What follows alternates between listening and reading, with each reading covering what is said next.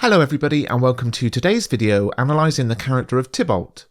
Tybalt, nephew to Lady Capulet, is perhaps the only character of noble birth who seems set on driving forward the grudge between the two families. Tybalt's first entrance is significant. The Act 1 Scene 1 stage directions tell us enter Benvolio on one side, Tybalt on the other. We've already explored how Benvolio often aims to make and keep peace between the two families. Tybalt can be seen as the exact opposite of this. Hate-filled and defiant, Tybalt seeks out conflict and then, having sorted out, revels in the drama of swordsmanship.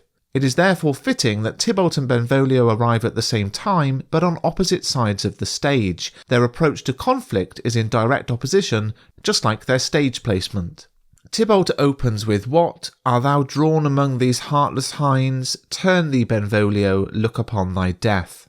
This declaration of war includes a slur upon Benvolio's manhood. Tybalt's accusation that Benvolio is surrounded by heartless hinds plays on the words heart and hind, words used respectively for male and female deer. He therefore implies that Benvolio is effeminate and ineffectual. This focus upon masculinity is typical of Tybalt. It's something we see again in Act 3 Scene 1 when he says to Romeo, "Boy, this shall not excuse the injuries that thou hast done me, therefore turn and draw." This derisive comment is designed to put Romeo in his place and to infer that he is not yet, like Tybalt, a man. Interestingly, Tybalt is labelled a saucy boy by Lord Capulet at the feast, and this reveals the irony that although Tybalt taunts Romeo about being a boy, Tybalt himself is chastised as one. Tybalt, then, is the play's major antagonist. An antagonist is a character or sometimes a group of characters who act in opposition to the protagonist, the main character, Romeo. Throughout the play, Shakespeare repeats this image of Tybalt as an aggressor. In every scene he appears, he's either fighting or looking to fight. The fact that he dies in sword fight is a highly fitting, suitable end for his unpleasant character. Shakespeare knew that a good tragedy needed to be powered by an antagonist, so when one goes, another one appears, and as I've discussed in the character analysis of Paris, when Tybalt dies in Act 3 Scene 1, it's a bit too early in the play for there to be no more antagonists. For this reason, Shakespeare suddenly develops the previously one-dimensional character of Paris to take on the role of antagonist to Romeo. Paris and Romeo fight in Act 5, and again Romeo is the victor. Whilst the sudden change in Paris's character to antagonist is perhaps not quite credible, Tybalt embodies everything we would expect to find in this character type. Consider how Tybalt uses thou and you in Act 3 Scene 1.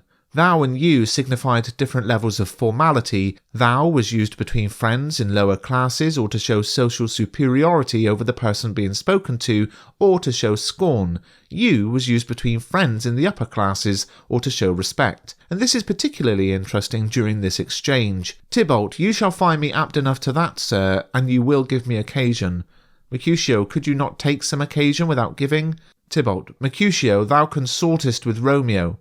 What, dost thou make us minstrels? And thou make minstrels of us look to hear nothing but discords. Here's my fiddlestick, here's that shall make you dance. Zounds, consort. In this exchange, the two men switch between the formal you and the informal thou as Mercutio antagonises Tybalt. Mercutio's comment, "Could you not take some occasion without giving?" has irritated Tybalt, so he responds with thou to insult Mercutio by implying that he is lower class. This is because Mercutio has challenged Tybalt's need to have an occasion.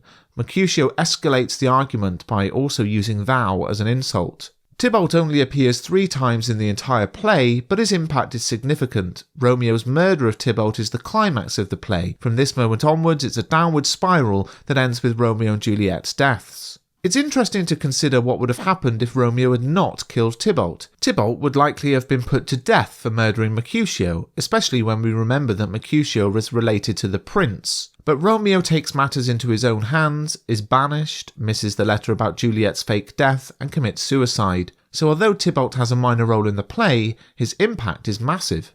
In terms of key quotes for Tybalt, something that shows his fiery temper and dismissive attitude would be good.